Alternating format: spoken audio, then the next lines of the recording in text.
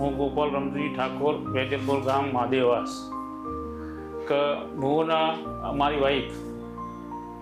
Wife બે અમે, ધારો કે અમારી 16 વર્ષની છોકરી થઈ, એનું નામ ઉર્વશી છે.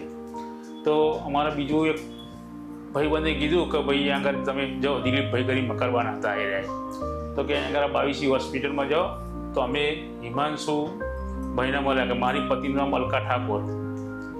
તો અમે હિમાંશુ સાહેબને મળ્યા 22 હોસ્પિટલમાં, ત્યાં આગળ એ ભાઈએ કીધું એટલે. તો પછી અમે આવ્યા, તો હિમાંશુ ડૉક્ટર સાહેબે અમને કીધું કે ભાઈ અહીંયા 3 મહિનામાં ફરક પડી જાય એમ.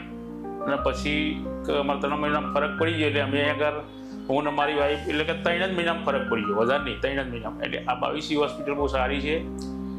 અહીંના જે નર્સ ને એ બધા છે, સિસ્ટરો બધી એ બી સારી છે. અને ડૉક્ટર હિમાંશુભાઈ સાહેબનો હું ઘણો એમ પગે લાગીને એમ કે ભાઈ અમારા નહોતું, 16 વર્ષે છોકરી થઈ ત્યાં બી અમારો ફરક નહોતો પડતો. કે અમે બીજા દવાખાને બી ગયા હતા, પણ અમે નોર્મલ ભાઈ નહોતા ક્યાં આગળ ભાઈ ક્યાં આગળ જાઓ, એટલે અમે અહીંયા આગળ આવ્યા. અમારા અહીંના જે બી સિસ્ટરો હતી એ બધી બહુ સારી છે. અહીંના જે ડૉક્ટર બહુ સારા છે, કે જેથી કરીને અમને બહુ રિપ્શન, એટલે કે અમને એમનો સપોર્ટ સારો મળ્યો એમ.